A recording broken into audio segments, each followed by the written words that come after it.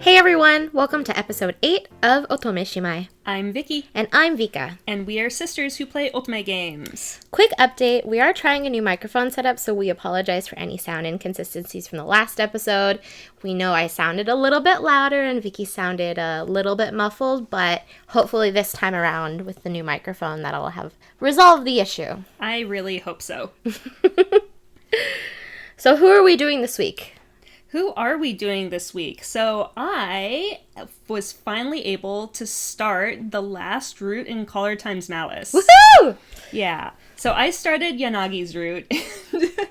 Yanagi is great because I'm really early on in his route. And so far, he's basically an awkward father figure to everyone. And I'm really liking it.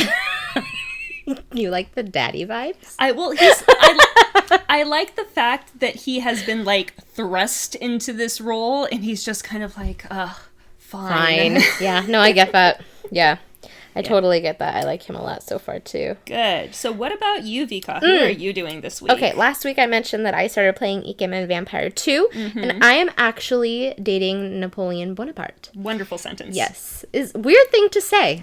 I don't think I've ever said that before in my life.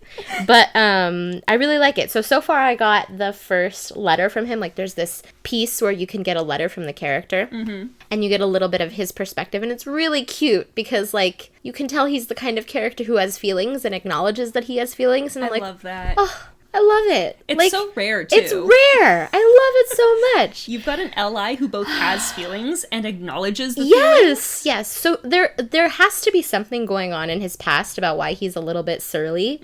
I don't know what it is yet, but I'm sure we'll get there. But I'm having fun doing it, so. Oh, I'm glad. So, for today's topic, we're kind of continuing off of what we did last week, where we talked about the first Diabolik Lovers game versus the first season of the anime. Now, we are going to be talking about Season 2 of the anime versus Diabolik Lovers More Blood, which is the sequel. Yes, so huge spoiler alert for this one as well. Yeah, spoilers for both Season 2 of the anime and Diabolik Lovers More Blood, and also a little bit of Diabolik Lovers Dark Fate, which is the third game, but we'll talk about that a little bit later, because that gets a little weird. Yep. So, what we're going to be doing is we're going to be splitting this into 2 episodes, actually, because we did go a little bit long last time and realized it would be better if we had done 2 episodes. So, in this episode, we're going to focus on the new characters that are introduced in the second season of the anime, which are the Mukhami brothers and the Tsukinami brothers. Yes. Yeah, but first, let's talk about some general observations. Yeah, so this season, just like last season, basically another set of 12 episodes. Again, 15 minutes long only. They're so short. But at least in this one, we get a lot of backstory. You learn a lot about the lore, you learn a lot about each of the characters, and it kind of has a more angsty, serious vibe, as opposed to a more, fun, weird kind of vibe. I feel like I was laughing a lot more at the ridiculousness of last season than I was at this season. Yeah, that's true. And I mean, this season is pretty ridiculous, but it is definitely more serious than last season. How do you feel about the intro? Because last season I really liked the intro. This one I wasn't too into it. Yeah, so it's interesting because the intro is called Kindan no 3-6, and that's just written Kindan no then 3 6s, and it's sung by Ryohei Kimura and Daisuke Kishio, and they voice Ko and Azusa, which are 2 of the new characters. Yay. So once again, it's sung by the voice actors. This is so great. I love that they do this. Yeah. And, I mean, honestly, I kind of agree with you. I don't think it is as good as the first season's intro song, but I really liked the animation. Particularly, there's one part where it kind of switches from focusing on the Sakamaki brothers to the Mukhami brothers, and the way that they did it is super sexy. Yeah. No, I get it. The opening itself, watching the opening was really cool. If you can say anything about the Diabolik Lovers anime, you can say it's at least pretty. Oh, yeah. Yeah. The games are beautiful. It's totally, they're gorgeous. And the anime also, same style. It's not super weird. It's not ugly. It's beautiful to look at. Yeah, this is your aesthetic. It is my aesthetic. I love it. The weird Victorian vibes. They're pretty. They're pretty. Yeah, they're very pretty. The colors, I love it. All of it. So, who should we start with? I think we need to talk about the ones that don't belong in this season of the anime. Don't belong. Okay, so first you have to explain why they don't belong. Okay, so for some reason, and I don't know why they did this, but for some reason, the people who made this anime decided that they wanted to try to combine some of the plot lines of both the second and the third Diabolik Lovers games, which means that you have characters from both of those games. Right. But the way they did it is they decided to introduce, like, 2 characters from Diabolik Lovers Dark Fate, which is the third game, but they made them, like, the vague bad guys. And they appear in the first episode, and then for, like, 5 seconds in the 11th episode, and 5 seconds in the 12th episode. And you really don't learn anything about them. So I'm talking about the Tsukinami Brothers. Yes. Yeah, the Tsukinami Brothers, I'm not going to talk about them too much just in case there is someday a season 3 of the Diabolik Lovers anime. But they're basically werewolves. They're called Shiso, or founders. And they're like the first werewolves? Yeah, they're like the first werewolves. Yeah. But the only things that you learn about them in this anime is that Shin, one of them, has a name. You don't know who the other one is. You do not. They never say Carla's name. Yeah. Because Shin only calls him Nisan. He only calls him older brother, so you just never hear his name. Yep. And you know that for some reason they are after Yui, and you know that they get strong during lunar eclipses, and that they control wolves. Yes. Glowing wolves. That's all you know. That's it. That's the whole Tsukinami part of this season. Yes. Which I don't understand. The season was based off of More Blood. Why did they bother including the Tsukinami brothers at all? I mean, I can see why they did that, because I think they were trying to set up, like, a main overall issue for season 3. Yeah. Because what the way that it starts in Dark Fate is Yui is literally, like, living with either the Sakamaki brothers or the new guys, the Mukhami brothers, and then they get attacked by wolves, and you have to go into that. But the way they did it in this is they ended up making the wolf attack happening while you're learning who the Mukhami brothers are, and it just makes everything extra confusing. Yeah. But So there are some weird continuity issues between the game and the anime. Like, you definitely don't really understand who any of the characters are without the background context, just like season 1. except it's worse. That's true, except it's worse. You don't even know Carla's name. But at least they still follow the same pattern of showing the, like, blood-sucking scenes from the game. Like, those are pretty consistent. Yeah. Those are the Everything important else part. is a mixed bag. Who knows? So let's talk about the new main guys in this season. Oh, I love them so much. The Mukhami brothers. And we have to tell you, we're a little bit biased Oh, for towards sure. the Mukhami brothers. Okay, no, we're really We're biased. super biased towards the Mukhami brothers. Because they are objectively so much better than the Sakamaki brothers. And Objectively, yes. if you hear us, like, waxing poetic about how much more we like them, that's why. Yes. I mean, that doesn't mean I love Creepy Baby any less, and that doesn't mean I love Subaru any less. It just means that I have special feelings for the Mukhamis. I agree. So how are the Mukhami brothers introduced? So this was really interesting, and from watching the anime and never playing the game, and I guess we should set this up as well. Vicky played the game a while back. Yeah. I only watched the anime, same as season 1, and they start episode 1 with the Sakamaki brothers being in the car with Yui going to school. And there's some sort of car crash, but I have no idea why.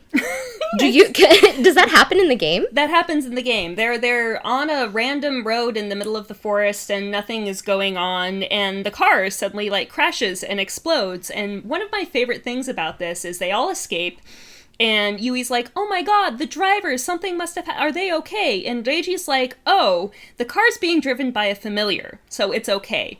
And that's, like, accepted and they move on. The problem I have with this is that in the games, the only familiars of the Sakamaki brothers that we ever see are bats. So was a bat driving their car? That's my question. Okay. Yeah, that is really bizarre. And then the car does explode. Yeah. They get out and they're like, okay, what happened? And then you see the 4 Mukhami brothers kind of, like, standing in the distance. You don't know who they are yet, of course, because they're just being introduced, and they're standing creepily watching them from like a mountaintop or something, or from a cliff. Yeah, they're standing on the cliff, and somehow, I mean, the Tsukinami Brothers automatically know that they are also vampires, but they're like half-breed vampires or not full-blood vampires, and they're declaring war. I don't know how they know this. Yeah. But I don't know either. There's no explanation for why they have any previous context. Yeah. So I guess after the car crash, I don't know if they go to school or not. In the game, they go to school. But at some point they end up back home, and Yui's again in the rose garden, wandering around in the middle of the night. This is Yui. This is just the way she is. Mm-hmm. So she's standing in the rose garden at night, and she gets kidnapped. Yeah, the Mukhami brothers show up in the rose garden, and they're like, "You're gonna come with us," and she goes, no, but that doesn't work. Somehow, I don't understand why the Tsukinami brothers did not know that the Mukhami brothers were in their rose garden. Continuity errors. You'd think vampires would have better senses than that. They do. Maybe they just didn't care. Maybe. Oh, yeah, maybe. That could be a whole plot point. Who knows? Yeah, who knows? It's not explained in the anime. So she gets kidnapped from the garden and gets taken to the Mukhami brothers' house. I love this house. Well, the first time I ever saw the opening of, like, them being in the house, it's gorgeous. Like, I don't mean to wax poetic about this house. Yes, you do. But it's so beautiful. Like, it's so much better than the Tsukinami house. The carpets, the rugs are, like, this beautiful blue color, like, ceiling to floor windows. It's just super pretty. There is a staircase to nowhere, though. I'm sure there were multiple staircases to nowhere. In a couple of scenes, you see, like, Yui and one of the brothers standing around in a random place in the house. You don't know where it is. But that one staircase that you're talking about goes to her room. Yeah. And the one thing I don't like about this house is her room. Yeah, Yui's room is not pretty.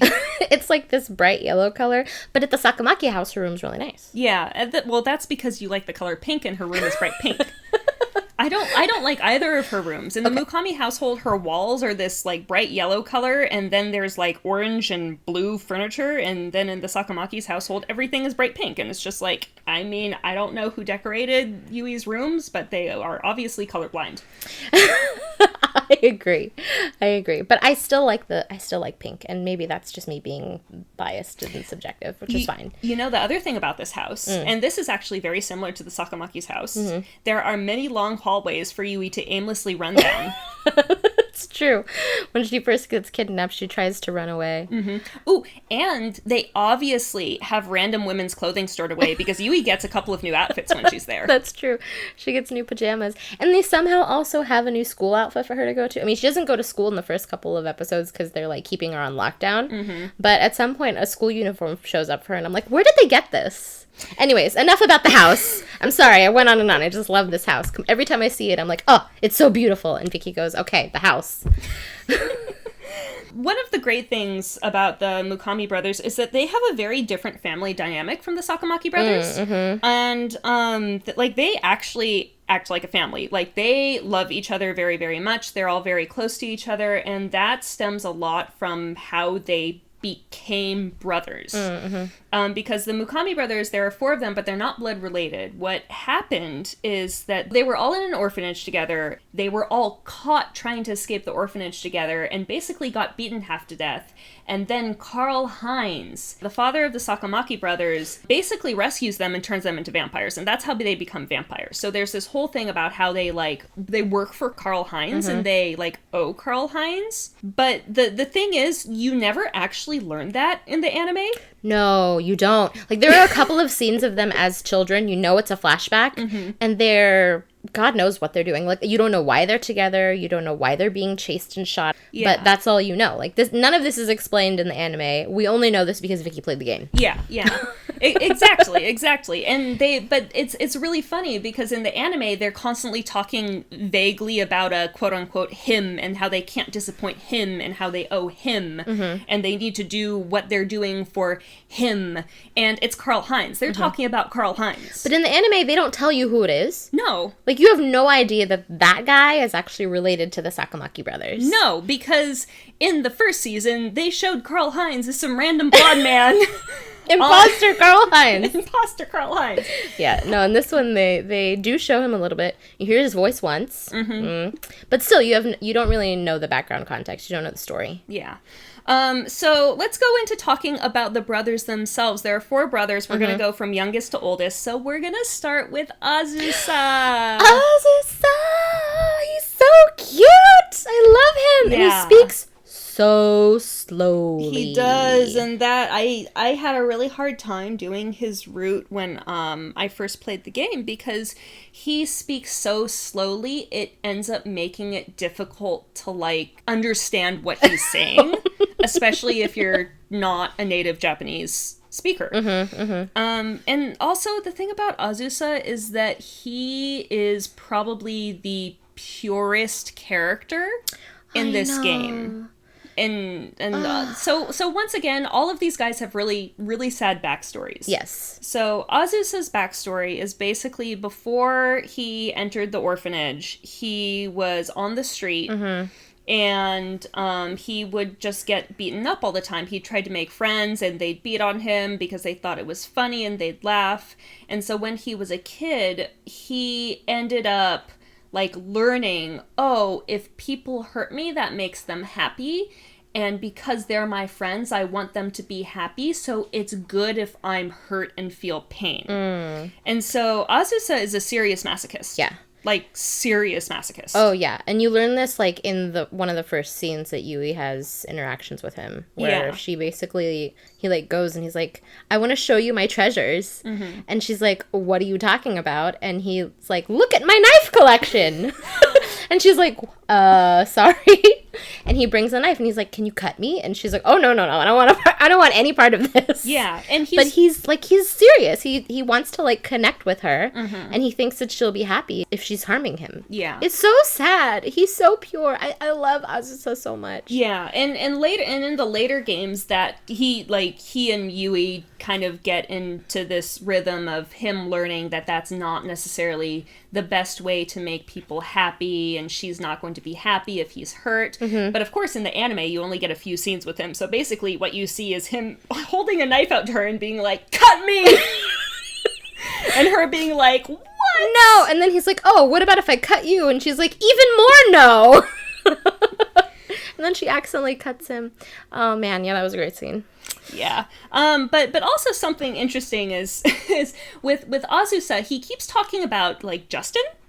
Oh, that's right. Yeah, because that was the friend that like bullied him and like beat him up when he was younger. Yeah. And there is a flashback scene where he's getting beat up by Justin, and it's this boy Justin and 2 girls. And then Justin goes like, Melissa and what was it? Christina, let's go. And then I just had this flashback in my head and I was like, wow, if they had named Melissa Brittany, it was a lost opportunity, because Justin, Brittany and Christina would have been the perfect reference for me. And this really dates me. I'm sorry. No, we've already said that we're older, so... Yeah. If anybody gets that reference, kudos to you. I think they will get that reference. I mean, we're not that ancient. I don't know. We're just... please... We'll see. Please let us know if you get that reference. Please tell us that you understand who Justin, Brittany, and Christina are, guys. Please. Otherwise, I will be heartbroken. Okay, enough about Azusa. Let's talk about Yuma. And his watermelon eyes. And his watermelon eyes. That was the first thing I noticed about him, is how beautiful his green and pink eyes are. That's a weird combination for eyes to be. I love it. Those are 2 of my favorite colors. Yeah, but so Yuma's a really good big brother. Kind of going back into Azusa, all of his brothers understand why he is the way he is, and they understand that he's a really good person at heart. And Yuma really looks after him. Yuma especially really looks after Azusa. You get a lot of scenes where they're like eating, and one of the other brothers will like be taking all the food. Usually Cole, because he's being a dick. Yeah, and Yuma will be like, hey, Azusa, like, you need to eat too. And Azusa will be like, oh, well, I don't need it. And Yuma's like, no, take the food. Yeah, he's a sweetie. He's also huge. Like, he's so tall. Yeah, he's like 6'3", 6'4". Yeah, he's so hot. He's yeah, Yuma's a big Yankee. For those of you who don't know, in Japanese, when you say that someone is a Yankee or a Yankee, it means that they're like a delinquent. Mm-hmm. So his speech patterns are really rough. He's a big dude. Yeah. He's got an earring, and he's just kind of like, rah! I love it. He's also a gardener. He's in charge of the Mukhami family's garden. I love that. Yeah, and he grows especially tomatoes. Mm-hmm. And that really impressed us because we planted tomatoes yesterday. Yes, we did! Oh, that was a huge flashback. That was so funny. I now know what it's like to plant a tomato, and it's hard work, guys. It's a lot of hard work. So we appreciate Yuma. We appreciate Yuma and a lot. his tomatoes. And his tomatoes. He also likes shoving things in Yui's mouth. Especially tomatoes. Yeah, he shoves tomatoes in Yui's mouth. He also shoves sugar cubes in Yui's mouth. So this is the thing that I didn't get in the anime with Yuma. He's always seen eating sugar cubes. I don't understand why. Yeah, because they don't explain it in the anime. They explain it in the game. So what's the deal with the sugar cubes? So basically, when Karl-Heinz rescues all of the Mukhami brothers and he turns them into vampires, the first thing he does is he kind of sits down with each of them and he talks to them about what has happened and like what's going to happen from now on. And he like tries to give Yuma tea, and he gives Yuma sugar cubes to go with his tea. And Yuma is like, what is this? Because Yuma grew up on the streets. Like his first memories are of him just being on the streets, and he ends up like joining like a child gang. And then before he enters the orphanage, all of his friends get murdered, and that's how he ends up in the orphanage. So for him, it's really, his family is really important. Like, he really wants to take care of his family. He really wants to protect his family. But also because he grew up in the slums on the streets, he had never seen a sugar cube before. Yeah. So Karl-Heinz gives him these sugar cubes, and for Yuma, it's like the most delicious thing he's ever tasted. Oh, so Yeah. then he feeds it to Yui. Yeah, because he sucks her blood so much, she passes out. Yeah. He also feeds it to her with his mouth. I mean, that's sexy. In the game it was. In the anime, it's just a little weird. Yeah, you're right. It is a little weird. Yeah. Oh my gosh. But that's Yuma's Yuma. a sweetie. I like Yeah. Yuma a lot. So we love Yuma. Yuma's one of our favorites. And now we're going to go on to the second oldest. Yeah, and that's Cole. Yeah, Cole. So Cole is really interesting. Cole actually has a job. I know, and that was something I didn't know until you had played the games and told me about it, and I didn't understand why. And this is why I don't like Cole that much, because I don't like the idol type. Like, I'm not a big fan of like the full of themselves, Yeah. like, And he's popular kind of guy. And he's literally an idol. Yeah, he's Like, literally an idol. That is his job. He goes to work to be an idol. And when they are at school, the girls surround him because they know who he is, because he's a celebrity. Yeah. But he's also a vampire who does other stuff too. I don't understand how he balances his life, but you know. Yeah. But what's his whole thing? Like, how did he become a vampire? So Cole's backstory is once again really, really sad. He grew up literally underground. Like, he was abandoned underground as a child. Oh, gosh. Yeah, and then he was found and ended up in the orphanage, but because he was a very pretty child, the orphanage basically rented him out to rich people to torture. Oh. Yeah, and so his whole thing is that he thinks that, like, nothing in life is free. He always says give and take, everything is give and take. And what he ends up doing when he's a child is he gouges his own eye out to make himself less pretty. Yeah. And there's this one line in the anime where they say, like, you don't find out until later that sometimes an imperfection is more attractive. And it's so sad because, like, he's trying to get away from that feeling and from that life by damaging himself, only to find that, like, it actually does the opposite. It's really sad. Yeah. And, here's another thing that's never explained in the anime, but they show in the anime. After he gouges his eye out, Karl-Heinz gives him a new eye, so he has a magical eye. Oh, that's why his eye keeps glowing red. His eyes are not red. No. But that one eye keeps glowing red, and I really had no idea why. It's because Karl-Heinz gave him a new eye, and that eye can actually kind of, like, read people's hearts, Jesus. I guess. Like, he can tell what people, like, want from him, I guess. Okay. And that's what makes him so good as an idol. Oh. That's what makes him That makes him good at his job. Yeah, yeah. He's cute. He's terrifying, though. He is.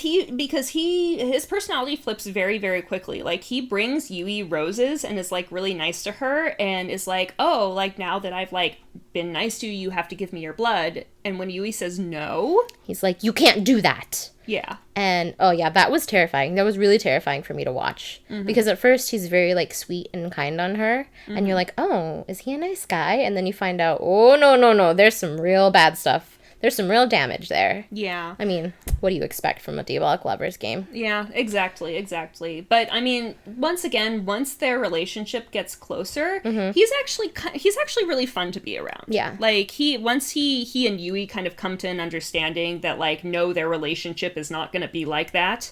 Like, she is not a vending machine. You cannot put in affection and, like, expect blood to be given out, except that's actually how her relationship works with everyone. Yeah, that's true. Yeah. Anyways, that's Cole. That's Cole. Cole in a nutshell. I think he's cute. I also like that, like, he does show some empathy towards Yui in this season. Yeah. Honestly, all of the Mukhami brothers show some type of empathy towards Yui. Yeah. Like, this is why I'm saying that the Mukhami brothers are objectively better than the Tsukinami brothers. Yeah. Like, they actually show some kind of feelings for her, whether it be romance or not. Actually, there's no romance, but still. That is untrue. Oh, so maybe we should talk about the next and last rather than... Yeah, the next and last and best brother. Okay, that's subjective. Everything is subjective. I think he's the best Mukhami brother. And we're talking about Ruki Mukhami. Yes, Ruki! Ruki is the oldest. His voice is insanely sexy. Oh, Ruki's so hot. He is. He's very, very hot. And he can cook. Don't you love a man that can cook? Oh, I do love a man who can cook. I love anyone who can cook. That's if you true. can cook, like, that is the way into my heart. Give me the food. And he makes dinner for his family every single night. How sexy is that? Oh, my gosh. I just love their family dynamic. It's so cute. He also carries a book everywhere. Okay, so this is the weird thing, is he's carrying this book around. I have no context for what's going on with this book, but, like, what is he reading? And why does he have to carry it with him everywhere? Do you know? Does that explain in the game? I don't remember. Oh, no. Okay, I was we'll just as confused as you were. He's holding a book. Maybe it's just to show that he's brilliant. He is smart. He's very smart. He in terms of intelligence, he's like the Reiji of his family. Yeah. Like, the rest of his brothers, once again, not that smart. I mean, so Yuma has street smarts. And I guess Cole, like, knows people. Azusa, not so much. He's just sweet. A sweetie. He's a cinnamon roll. He is a cinnamon roll. He can't do anything, though. Yeah. But Ruki, he's like the Reiji, but not sadistic. A little bit. Okay. But Ruki is the main guy of the Mukhami brothers, and it is very, very obvious in the anime that he is the main guy, even more so than it was with Ayato in the first season. Exactly. Yeah. Because you could tell, like, she spends a lot of time with Ruki, and this is the great thing about the Mukhami brothers in general, but Ruki especially, is that he actually explains things to Yui. Like, he speaks to her as a person, and that is just awe-inspiring to me for this game. Yeah. Also, Yui speaks to him, too. I know. In full sentences! Full sentence Yui. It's great. They have actual conversations. Yeah. Not many, but at least a few. Yes, at least a few. But it's really, really clear, because there is this one point where he has this whole existential crisis, which we're not really going to talk about right now, maybe in the next episode. But Ayato comes, and it's like a face-off between him and Ruki. And he's trying to basically get Yui back, and that you can tell, like, he's the main. Yeah, Ayato is trying to get Yui back from Ruki, and Ruki is like, no, I want her to stay with me. And he also asks Yui's opinion on the matter. Yeah. What? That's amazing. The only even vaguely romantic stuff in this anime really happens between Ruki and Yui. There's actually a scene that happens after his existential crisis where it's like he hugs her, I think. They make it really vague. Okay, so this is the thing about them having a conversation. And this is where I don't get it. I think this is the only romantic scene in the entire series of the first and second season of the anime. Because for season 1 and season 2, all of her interactions with the brothers are just like, she's a blood vending machine, basically. Yeah. But with Ruki, like, they have this, like, heart-to-heart, and he hugs her, or he kisses her, or maybe he even sucks her blood. I don't know. But you can tell that he has feelings for her. He's like, you are my Eve. I want you. Yeah. Like, I want to be with you. Exactly. And I was shocked. Yeah, and that's also straight from the game. Yeah. So yeah, there's a little bit of romance going on. You know, those are the Mukhami brothers. We obviously love them, but Vka, what's your favorite scene in this anime that's with one of the Mukhami brothers? So I have a couple of favorite scenes, but I think the one, and this scene is my favorite just because it made me laugh so hard, was because it has two of my favorite Mukhami brothers. It's got Azusa and it's got Yuma in it. And there's this one part where, you know, the whole thing about Azusa bringing her to his room and showing her his treasures, and he has this, like, I don't want to say sweet moment, but basically he, like, pushes her up against the door and he sucks her blood from behind. And while this is happening, he gets, like, heaven angel music, and I don't understand why the heaven angel music happens. Like, it's just kind of a sexy little scene between Azusa and Yui. And then Yuma comes home, and he's like, hey, Azusa, what are you doing? And Azusa is like, oh, Yuma, you're home. And he turns around, and Yui just, like, falls to the floor in front of the door because she's been sucked dry. Like, it was so funny to me. Yeah, it shouldn't be funny. It shouldn't be funny. It was. But it was really cute, too, because it shows you the dynamic between Azusa and Yuma. Yuma gets home. He's concerned about his brother, Azusa. And Azusa's like, oh, welcome home, Yuma. And they totally forget about Yui. Like, forget Yui. Like, she's just there on the floor. But it was a really cute and funny moment. So that's probably my favorite scene there. Do you have one? I do. So my favorite scene is actually one of the first scenes that Yui has with Yuma once again. And basically Yui is in their bathroom and she's taking a bath, and Yuma walks in on her and is like, hey, come with me, like, we need to go do something. And Yui's like, oh my god, like, don't walk onto me in the bath. And he's like, why? I'm not interested in you. And it turns out that he wanted her to help him pick his tomatoes. In the garden. So she literally, like, he literally walks in on her in the bath, and he's like, well, I don't care that you're naked, just come help me with my tomatoes. like why are you freaking out? Gardening is serious to Yuma. It's very serious to Yuma. Yeah. It's really, really cute. Yeah. And I think we'll stop there. I think we covered all of the Mukhami brothers and gave you a little bit of intro about who the characters are and, you know, the setup for the season. Next episode, we'll talk a little bit more about the lore, about all the details, the plot lines, where it works, where it doesn't work, and the relationships between the Sakamaki brothers and the Mukhami brothers. Ooh, that's my favorite. Yeah, that's going to be fun. Yeah. But this episode was us just getting to tell you how much we love the Mukhamis and kind of give you some insight into what it was like watching season 2 with a whole new character lineup. Yeah, so thanks so much for watching, guys. We really appreciate you tuning in again. If you liked what you heard, please go ahead and like and follow us wherever you're listening to this. And then we also have a Twitter and an Instagram if you are interested in getting updates or learning more about what we're doing. Thanks for listening. Bye!